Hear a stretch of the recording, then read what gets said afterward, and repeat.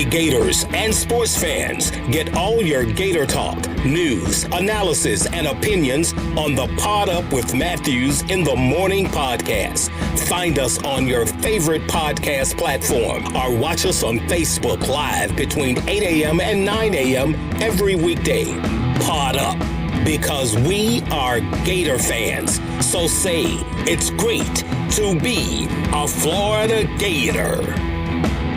Good morning and welcome to a Monday edition of Pod Up with Matthews in the Morning from the Crime Prevention Security System Studios, large enough to serve you, small enough to care.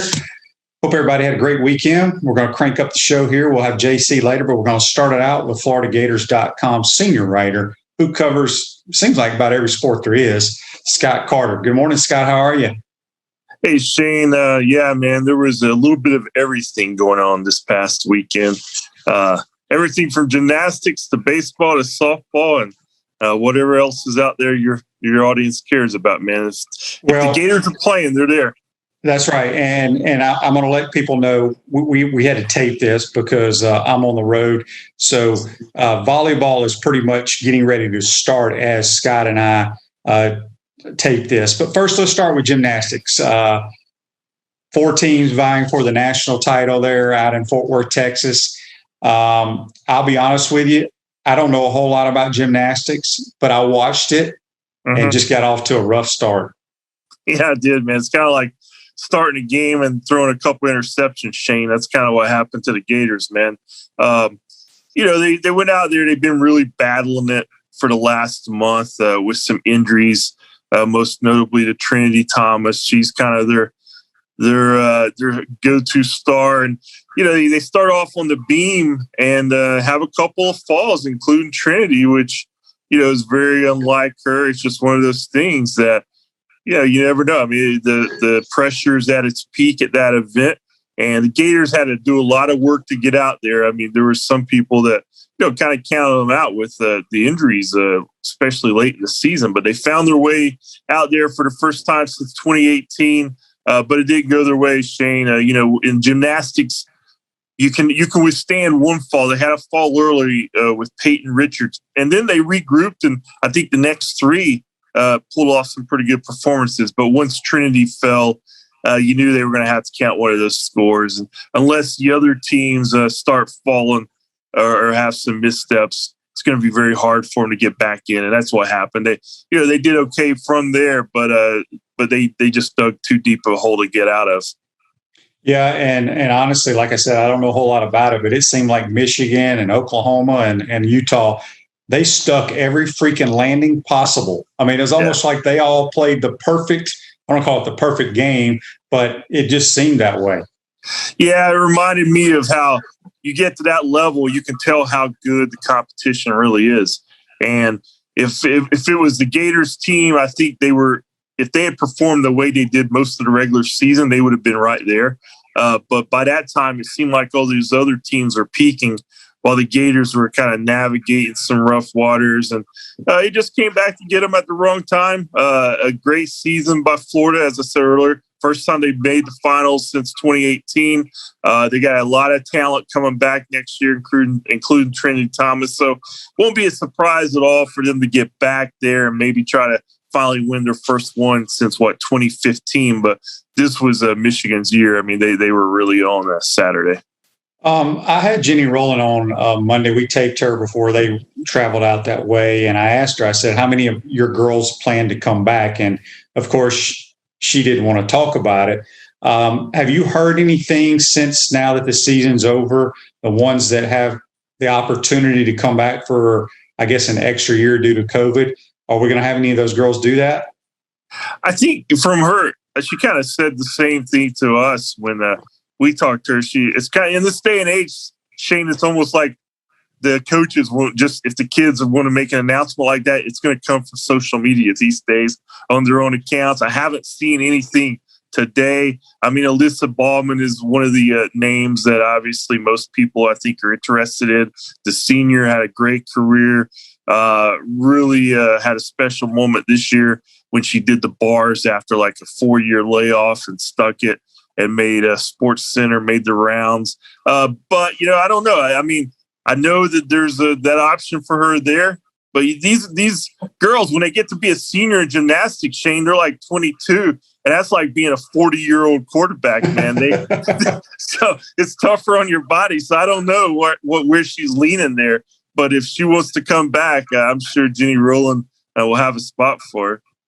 Yeah, it's amazing to me what those girls do. It freaks me out. It makes me nervous as hell watching, quite honestly. And plus, it drives me crazy in sports like that where you have a couple of people judging. They have to they see all the little things. Her toes weren't pointed here, so we're going to deduct that. It's a weird sport from that standpoint because you never know what the hell the judges are going to think.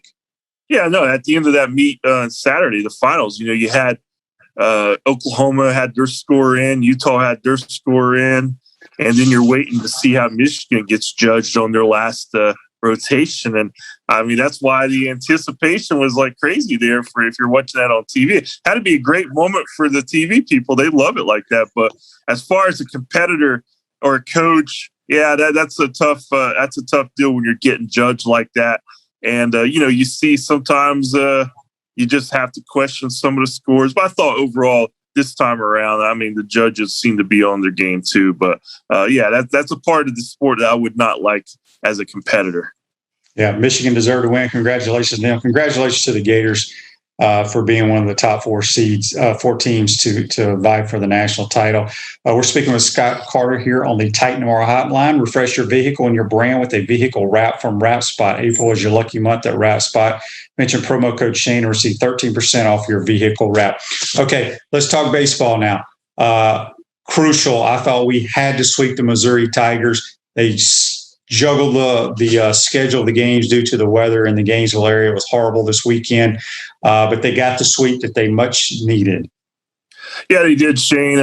Coming off that last win at Tennessee, last weekend on the road, you wondered can they build off that momentum? Of course, they got that huge win against FSU midweek, and things were trending in the right direction. But you're right.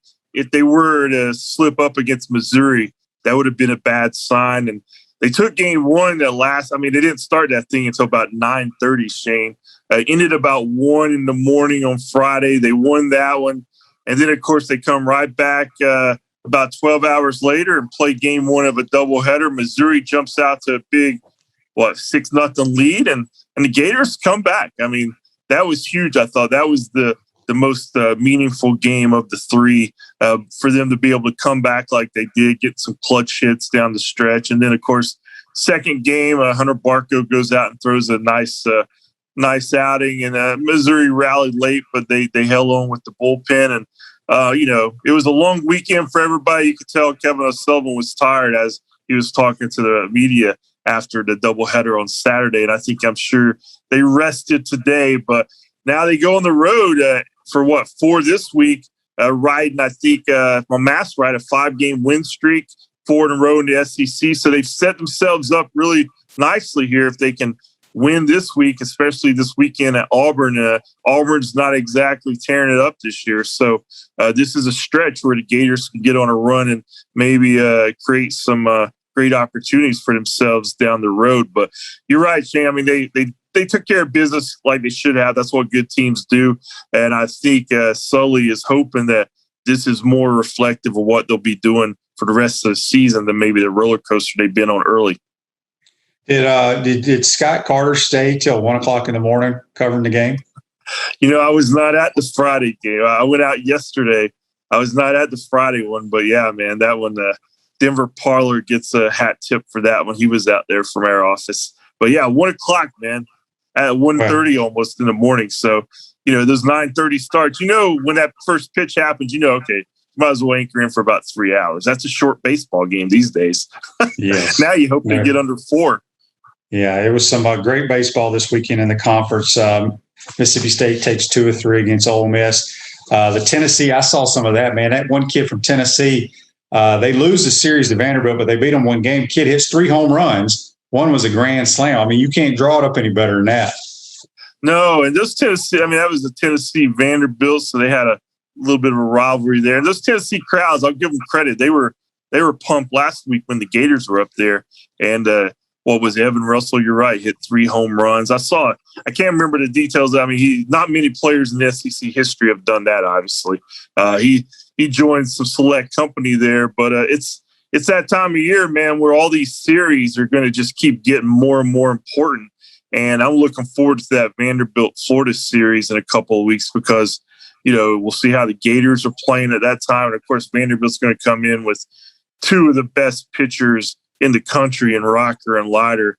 Both of those guys, man, they come from some good genes. Tracy Rocker, the football player, and obviously Al Leiter. We all know about him in baseball, so they're following up strong there with what they've done so far this year. Although Tennessee did hit Leiter for 3 home runs, although I think they still were down in the game at that point. Yeah, we're speaking with Scott Carter here on the Titan Tomorrow Hotline. We'll be joined later in the show with JC recap his thoughts on what all happened in the world of sports, golf, and what have you. Okay, softball. I watched 2 of the games. Yep. They win game 1, 2-0 against Alabama. This is a top 5. Both teams are in the top 5. Game 2, they blow out Alabama. They get the big grand slam from Kendall Lindemann. And then the Sunday game, I saw they were up 2. We were up 3-2, or we took the lead. Yeah, it was 2-1. We take the lead. Yeah. And then we have a routine grounder back to Hightower. Turns around, tries to do a double play, throws behind the shortstop, and the rest was history. But you won the series, and that's the goal, especially in the SEC and baseball and softball, because of the caliber of teams. Did you get to see any of the softball? Yeah, I was watching it today, the game, and they lost. I missed Lindemann's home run yesterday, although when I saw it, they had a defensive miscue in that game, too, that Alabama tied them 2-2. And then next thing I know, it's 9-2. But I think, when you summed it up pretty well there, Shane, I think, you go on the road at Alabama, a top 5 team, and you win the series. That's a good weekend. And, of course, when you take the first 2, and especially on Saturday, like you did with that dramatic moment with the grand slam, they wanted to sweep today, but it didn't happen. Still a big road series to take, especially coming off that loss midweek to UCF. That kind of, I think, sent maybe up the urgency level a little bit, Shane, going up to Tuscaloosa, and they responded well. And I mean, this is a program that you just know they're going to be there when it matters. And these are building blocks to get there, obviously. You go up and get swept or something by Alabama, I think some alarms might go off, but that didn't happen. So I think any kind of fretting after the UCF loss, I think most fans got over that pretty quick with what they did up in Tuscaloosa. Last thing with softball, I didn't get to see either one of the games where we've lost to UCF. We've got 6 losses now, 2 of them to the Lady Knights. Is there any concern, you think, Scott, or just from what you've seen from UCF? Because once we come postseason play, we're going to host. Hopefully, We'll probably host the super regionals too. We'll be a top 8 seed, and how the NCAA likes to keep the Bethune-Cookmans, the FAUs, the USFs, the UCFs. Do you see the Lady Knights coming back and playing us in that regional? Oh, yeah, I would think the NCAA would love that matchup, and ESPN would love it. So, I mean, I think there's a real possibility of that happening because you got kind of a real in-state rivalry building there with what UCF's done the last couple of times against the Gators. I'm guessing if you were to talk to both coaches, they might soon not see each other because, you can play deeper in a tournament maybe without it. Well, I was thinking, because UCF's ranked in the top 25. Yeah. So I would think that, Florida's going to be a really high seed, that they would probably ship them, and I guess I'm hoping as well, send them somewhere else within a reasonable driving distance where they're not with one of the top 5 seeds in America. That's just wishful thinking, I guess. Yeah, no, I mean, it's smart. I agree with you there. I think just there's so much unknowns with the way COVID is. Can they find those matchups and feel comfortable with shipping 3 teams, from out of state, or how that would work? How many teams within the state are going to make it? So I think all those decisions will probably be considered when they're lining up those regionals. So it'll be interesting. But as you said, I mean, that's if that happens, a Florida UCF matchup, whether it's here or wherever, it's going to be a lot of interest because of the recent history there. Speaking of COVID, Scott, it doesn't seem like softball within the conference has had many issues with COVID. Am I wrong? No, you're right. Really, I don't know many either. I don't know why that is. I know, and baseball's been pretty good for the most part too. After early on, I don't know what's that attributed to, but you're right. And you saw. I don't know if you saw the games at Alabama this weekend. They seem to have a lot of people there. Yeah, were you talking about a lot of people? That series for Super Bulldog weekend in Starkville, where they had their spring game and they had the series against Ole Miss, 2 top 5 teams. It was standing room only. It was packed. I saw where for the 3-day total, I think they set a record for Duty Noble Field for the 3-day total in attendance. So, like I said, we're taping this show because, I'm going to be on the road. And so give us, I know you wrote a piece on volleyball. Volleyball is playing Sunday night as we take this against Ohio State. How do you like our chances? I think they have a great chance. I mean, this is a matchup that Florida should be able to win. I mean, it's just everything is so, I don't know what the word is. There's just so many wild cards. They're in a bubble out in Omaha, for the NCAA volleyball championships. Usually this is an event that would, you'd be playing Ohio State either up there or here. And now all these teams are in Omaha, and you've seen one team early in the tournament, they had to exit because of COVID. That's not factoring into obviously anything with Florida and Ohio State. But this is a team that I think can get past Ohio State and still extend their stay out there and see how it goes. I mean, they've surprised me to some way already because they really were able to get going in the SEC after Kentucky, I thought was the strongest program early on, and Florida kind of matched them there at the end. So I'm sure Mary Wise will stay out there as long as she can. Yeah, and hopefully, as people are watching and listening today, hopefully we have won in advance. Last thing for you, Scott, it was kind of weird this weekend. I flipping through the channels, I saw the Alabama spring game. You saw some highlights on the SEC network from other spring games. And then the Gators never had a spring game. Do you think we regret, I don't know if that's the correct phrase to use, but do you think, it didn't hurt us, but it would have helped. I mean, Miami had a spring game, FSU had a spring game, and we didn't have a spring game. Your thoughts on that? Yeah, I mean, that was a decision that made above, my pay level, Shane. I don't know what all went in there. I'm like a lot of fans. I mean, it'd been nice to have one just to have it, but I also understand with the way things are here. I think you have to factor in all these different locations. I mean, we're here in Gainesville, Florida. Some of the health protocols may be different than what they are in Tuscaloosa and Starkville. So I don't know how much of that went into play by deciding not to have the spring game. I don't think it really hurts anything in the big picture. Obviously, the team was able to go through spring practice, and the coaches were able to do what they wanted to do in terms of development and instructing the new guys. So, I think everybody's going to be even come back, in August when fall camp starts. But you're right, on a weekend like this, we're not talking about Gator football when we would be a lot of years. And, you think about it, by the time, hopefully, in 2022, we'll have a spring game. But if it comes off, it will have been 3 years. I'd have to go back. That might be a record for Florida not having a spring game, certainly in the modern era. But I think you look at all the factors. I mean, we're just living in unprecedented times. And thankfully, watching these spring games on TV, that's a sign that, guess what, we're really getting back to normal. So, yep. And I believe, didn't Scott Strickland come out last week and say something about they plan to have a full house to come football season, right? Yeah, that's his goal. He's been saying that's the plan. Obviously, they're working with UF Health, but all signs are pointing in that direction, and that's what we all want. I mean, I know that's what Scott Strickland wants. That's what the coaches want, Dan Mullen and the players, and certainly that's what the fans want. I know that's what I want. It's just, I was out at baseball yesterday, Shane, and I kept sitting there thinking it's a weekend, although the weather was kind of crappy this weekend.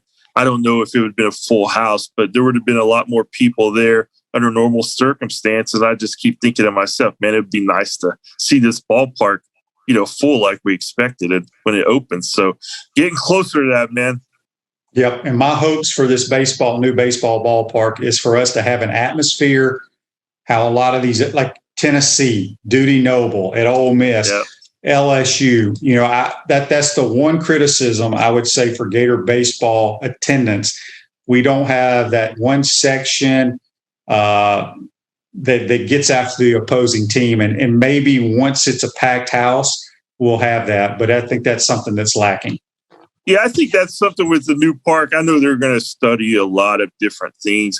It's almost like a trial run right now. It's the first year of a new park. And I know they want to create that atmosphere because you're talking about something that I think a lot of fans probably don't even realize around the SEC. But now that all these sports are so much visible with TV now, you get to see what the atmosphere is like at Tennessee or Vanderbilt or Mississippi State.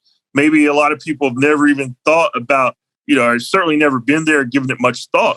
But now you see it and you're like, hey, man, that would be fun at our place. And so I'm sure they're studying that kind of thing, and they're going to try to create that kind of atmosphere because they certainly have a team that's worthy of that kind of atmosphere. Yep. Well, Scott, we appreciate you taking the time to join us. Give us a recap of Gator sports over the weekend. Be safe, my man, and we'll talk to you soon. All right, Shane. Appreciate you, man. Yep, that's Scott Carter from FloridaGators.com. You can follow him on Twitter at GatorsScott. Does a tremendous job, and we appreciate him taking the time to join our program. We're going to take our first time out of the program. When we come back, we'll be joined by JC. We'll get his thoughts over the weekend. We'll talk a little golf and a few other things. You're watching and listening to Pot Up with Matthews in the Morning from the Crime Prevention Security System Studios. We'll be right back. Hey Gators, this is Coach Steve Spurrier. Pot Up with Matthews in the Morning. We'll be right back after this commercial break. We want to take this moment to thank all our sponsors who keep the show going and pay the bills. Our gridiron sponsors are Crime Prevention Security Systems, large enough to serve you, small enough to care. Titan MRI, Gainesville's only locally owned and operated MRI facility. Meldon Law, where you matter most. Peachland Dental, Gator Nation's first choice for dentistry in Port Charlotte. Comfort Temp, comfort is our business, peace of mind is our promise. G-Tech Sport, keep your athletes in the game with G-Tech Sport. Celebration Point Town Center, Center State Bank, Chris Doring Mortgage. Some of our touchdown sponsors are Campus USA Credit Union, Adams Rib Company, Doreen Wiebe Realtor Caldwell Banker, MM Parish, Gator Dominoes, Celebrate Primary Care, Gator Bait Media, Wrap Spot, Okido America, Gators Dockside, Style Cuts, Ironwood Golf Course, TB Financial, Meadowbrook Golf Course, Darshakow Insurance. If you are interested in promoting your business on the show, visit potupwithshane.com and click the advertise button. Again, thank you to all the great businesses that support the show. If you like what we are doing here, make sure to follow us and support the businesses that support us.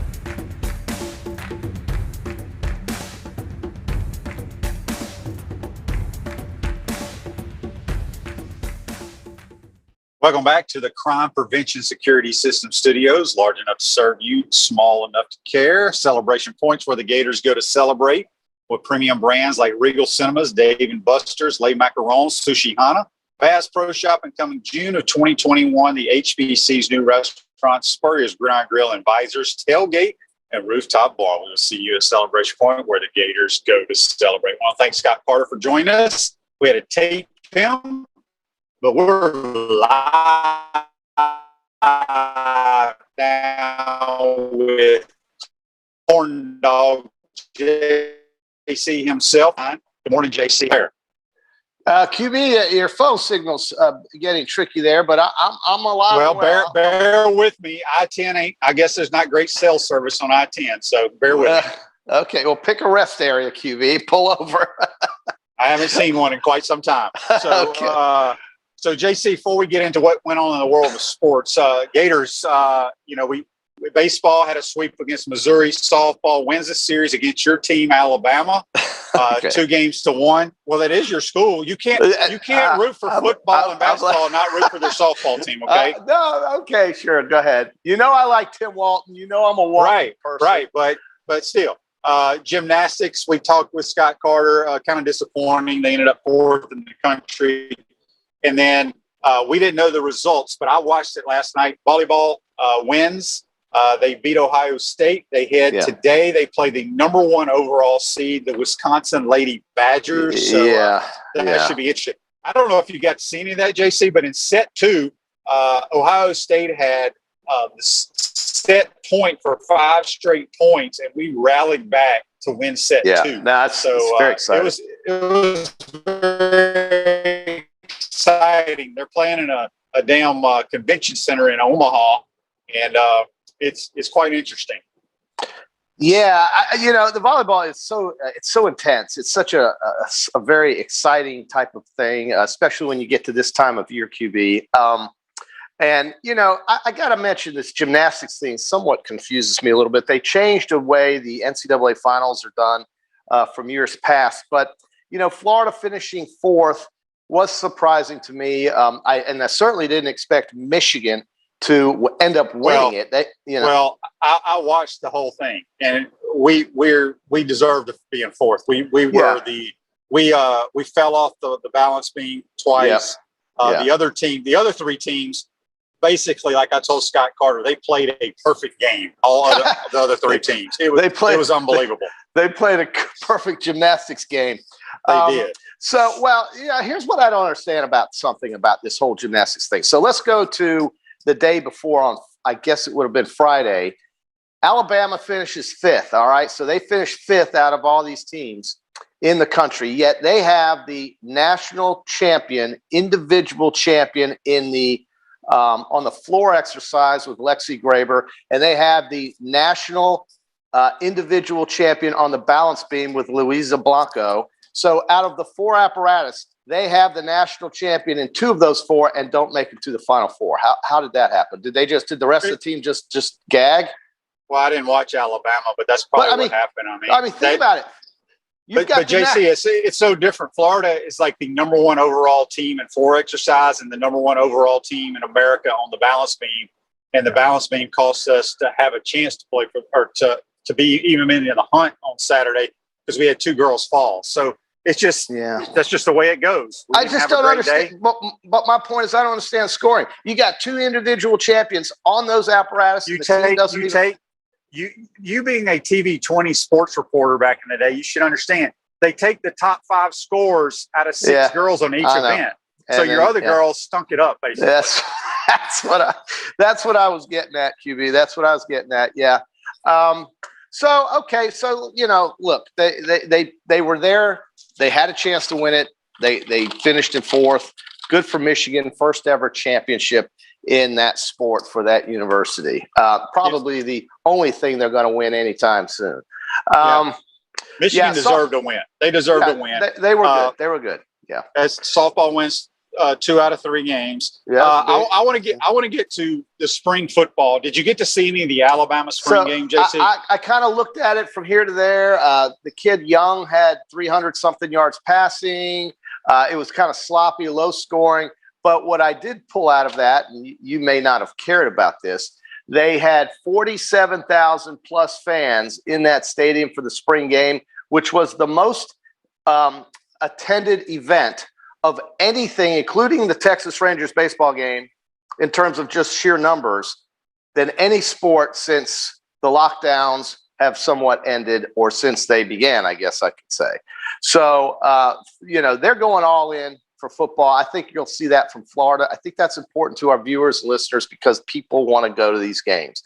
But as far as the game itself goes, I don't really pull a whole lot out of some spring games. Maybe you can add something to that. Well, I watched a little bit of it. I was flipping around. First of all, my question for you, being an Alabama guy, why does Nick Saban wear a coat and tie on the spring game? A pink one at that. That's Is that a Bear Bryant deal, or I mean, no, what? I don't. No, I mean they didn't televise spring games back when the Bear didn't dress up. He had a shirt and a tie, but I never watched him. Well, yeah, he did wear a jacket, but he always took his jacket off. I don't know. I don't know. That's just what Nick does, right? And I think the team that they have has a lot of new names.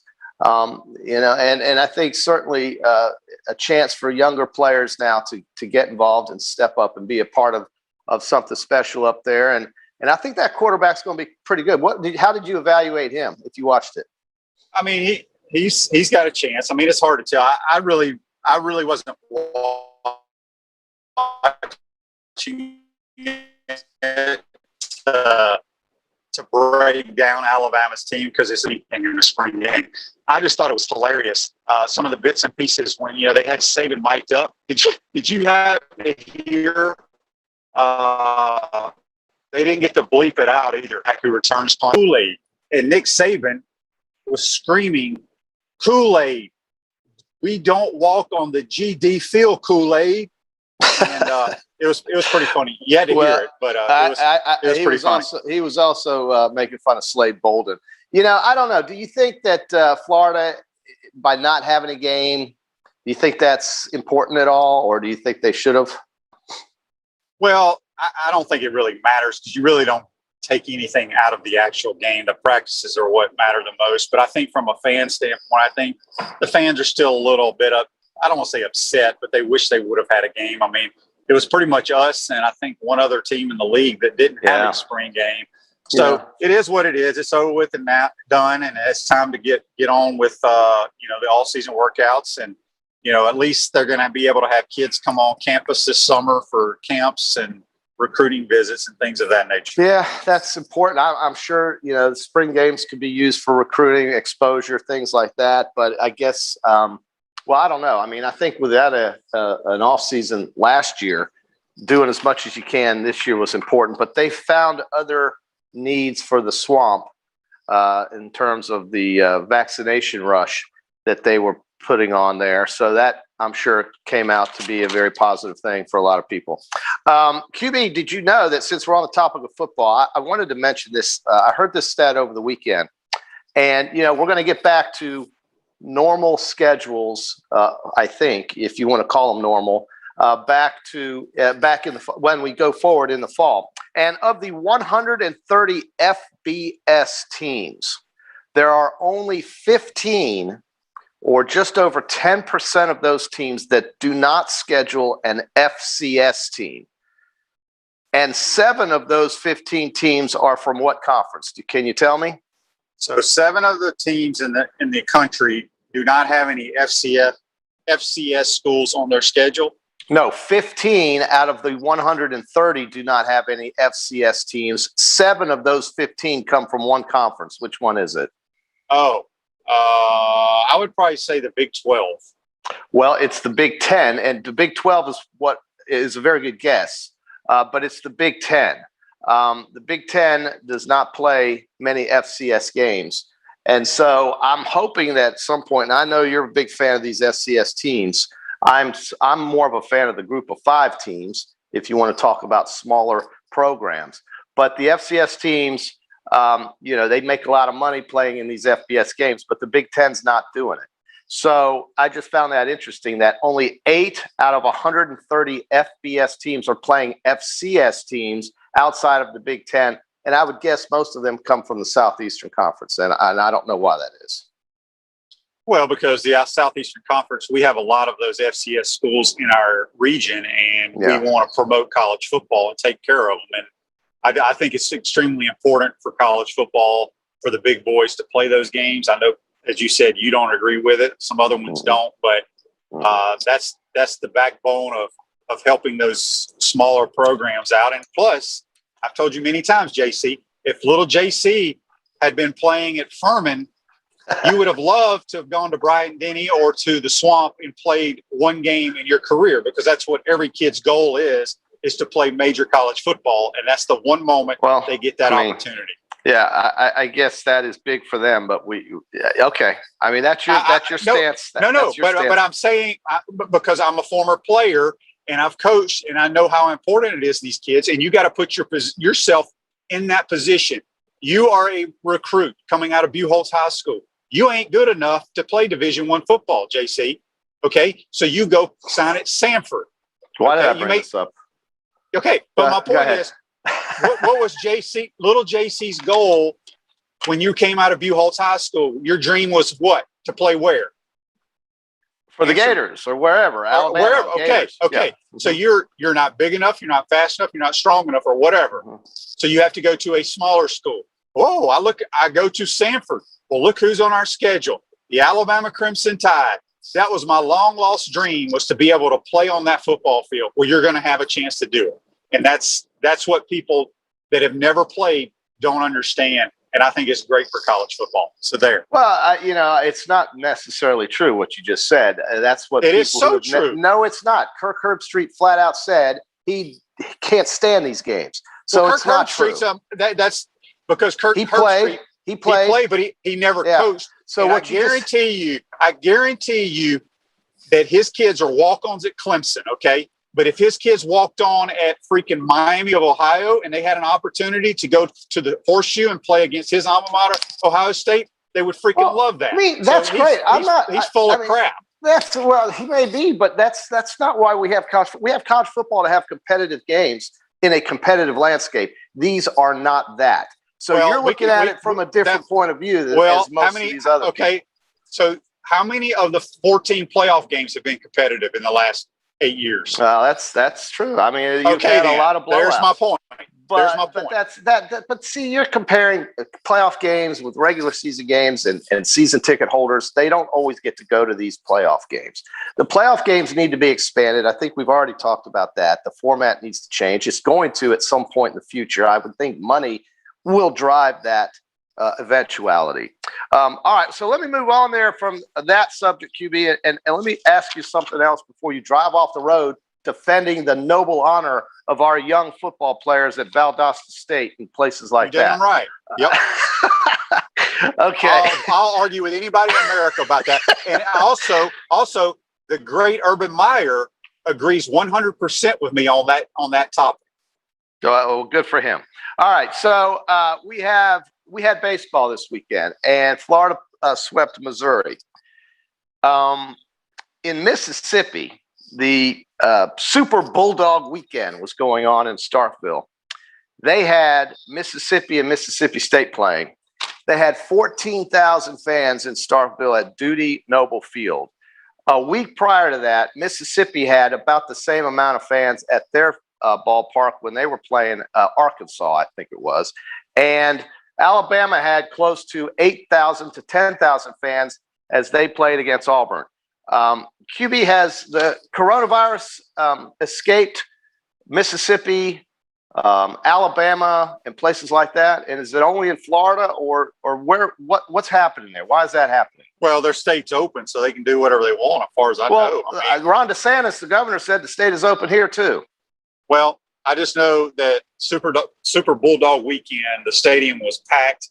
I thought for the 3-day series, I read that Duty Noble had a record attendance for 3 straight days. I could be wrong about it. It was the most since the refurbishment. And by the way, just so you know, Mississippi State has beaten that team 16 of the last 19 series in baseball. What do you think of that?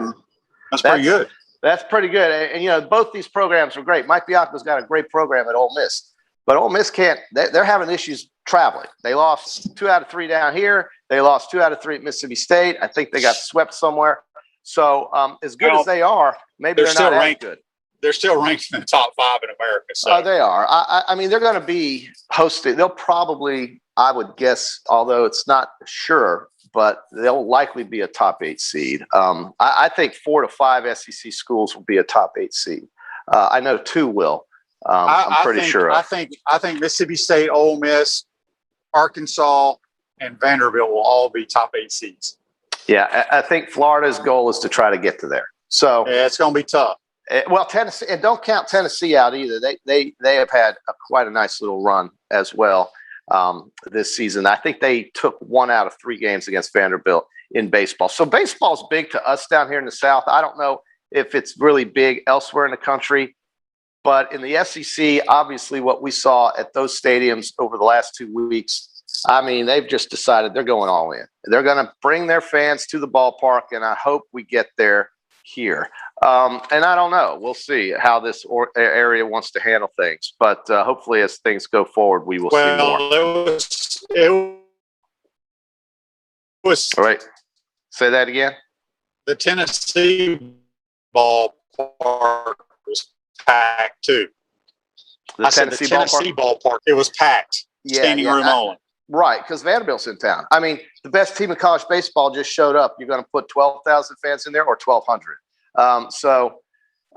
Look, it's outdoors. It's to me, I would feel safer in a baseball park than any other venue, unless if I was not vaccinated. We'll just go with that. JC, it was raining yesterday, so I even watched the SEC women's golf championship. Auburn is your winner over the Mississippi State Lady Dogs. Right, I saw that.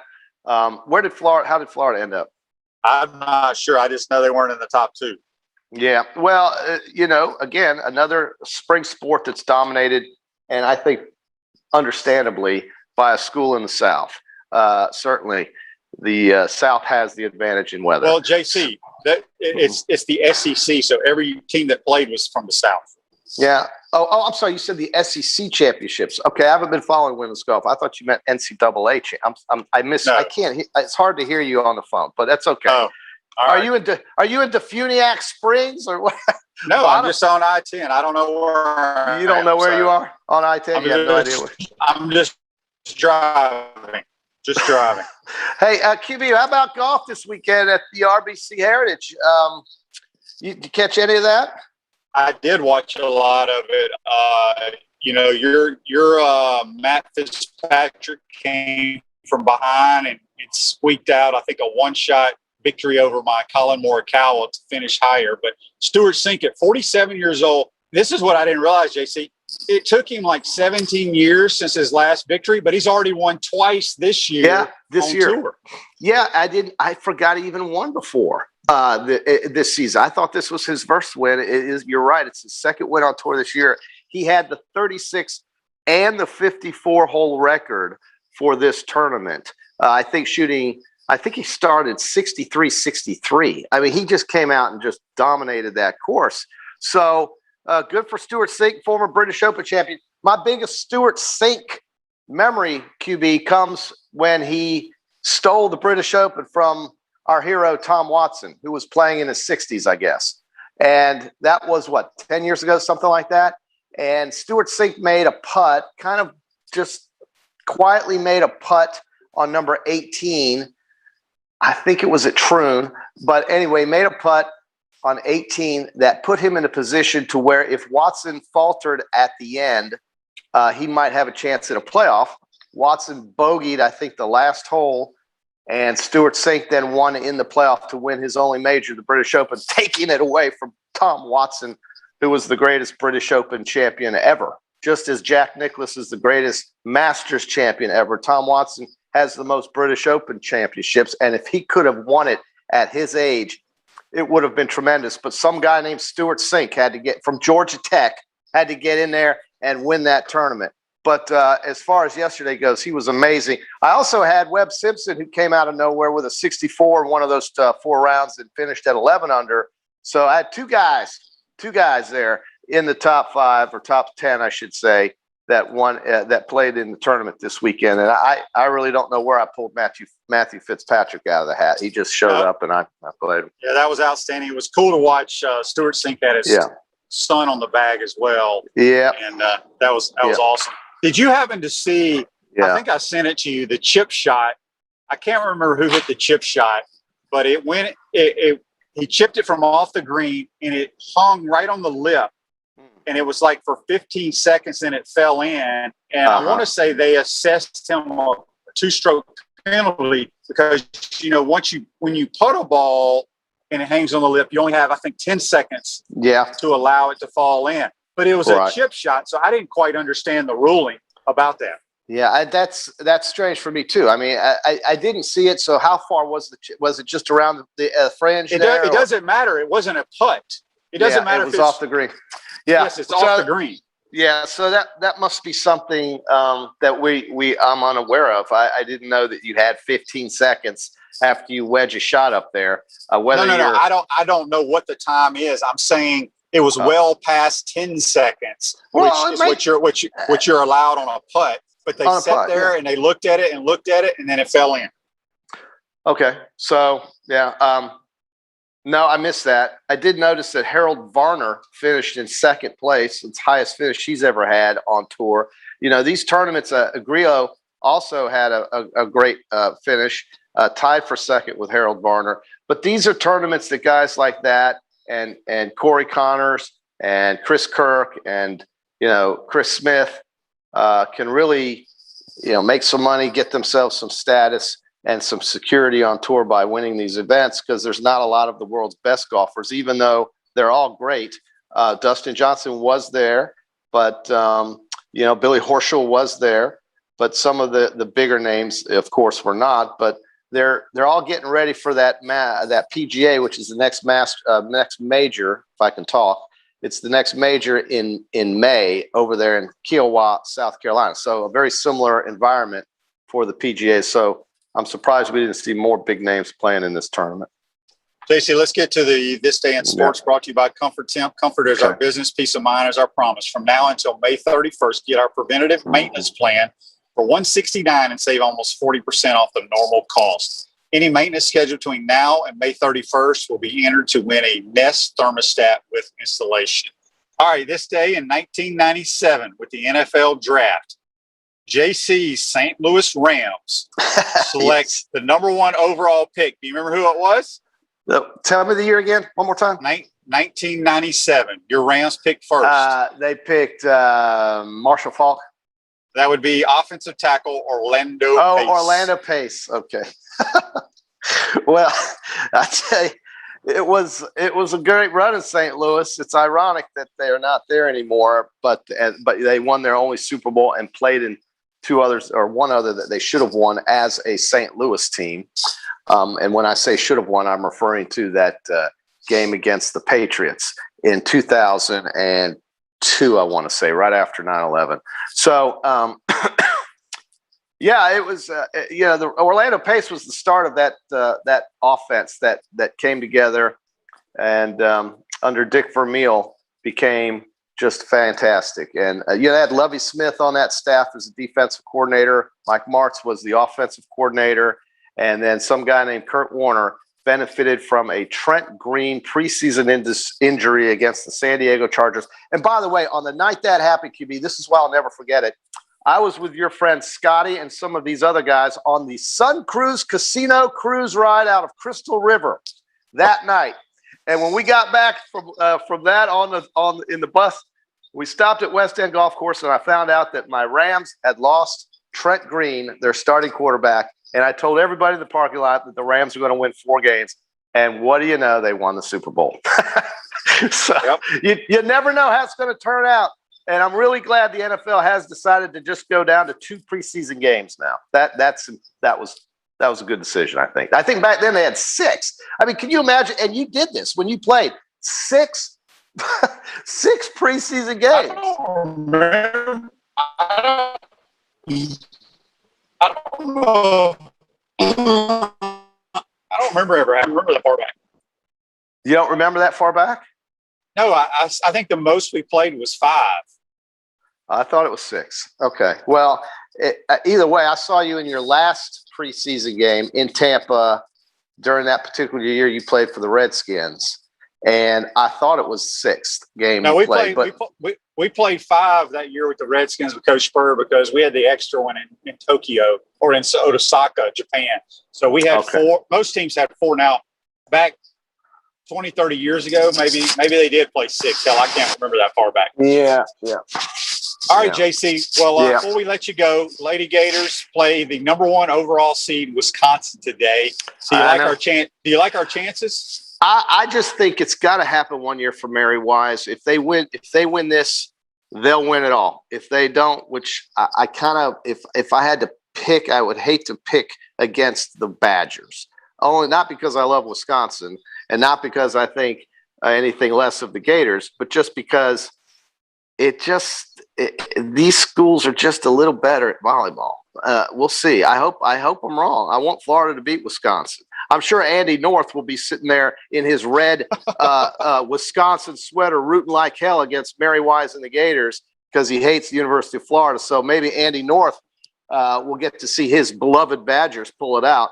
But I'm rooting for the Gators, but I would have a hard time seeing them beat Wisconsin. But I guess anything can happen, right? It's sports. Why does he hate the Badgers or the Gators? I don't know. He has not. He never talks about his playing career at Florida ever.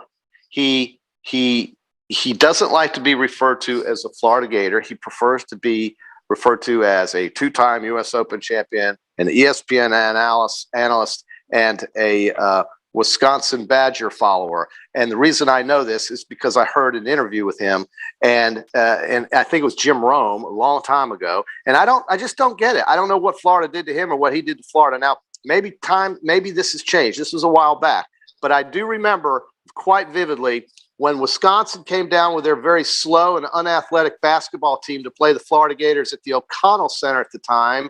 There was Andy North sitting in his V-neck red and white sweater right behind the Badger bench. So I can't say that if you're going to show up doing that and you graduated from the school that they're playing, that you really care about your alma mater. Yeah, I don't quite understand it either. So that would be like me rooting for the Ole Miss Rebels instead of the Florida Gators. So. Yeah, and then wearing a blue or a red Ole Miss sweater at Florida Field when they came down here with Eli Manning quarterbacking the Rebels. That would be you sitting over there on that side rooting for Eli and the Rebels to beat the Gators. What is that? So anyway, I don't know why I got off on that thing, but every time you say Wisconsin, I think of that creep Andy North. So I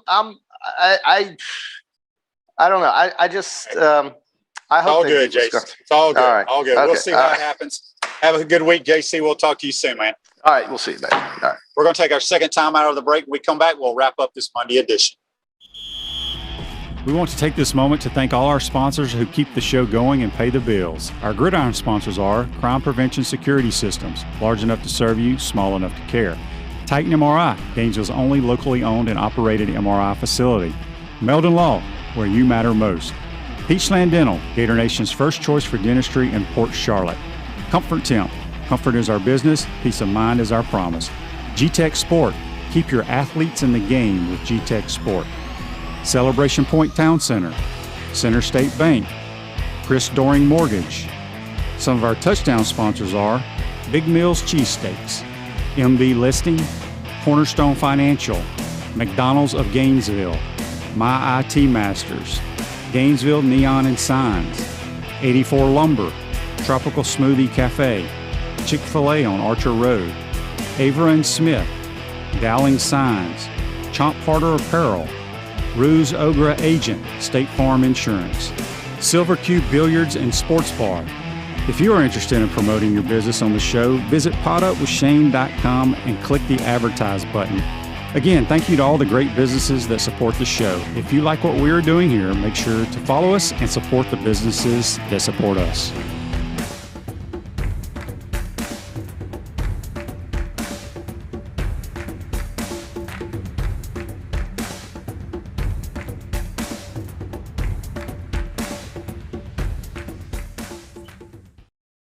Welcome back to the Crime Prevention Security System Studios at Center State Bank. We put business first. We're the largest community bank in the state of Florida and understand that small businesses need a community business partner that they can rely on. Center State has 4 convenient Alachua County locations. Center State Bank, member FDIC. I want to thank our man Scott Carter from FloridaGators.com breaking down the weekend of Gator athletics.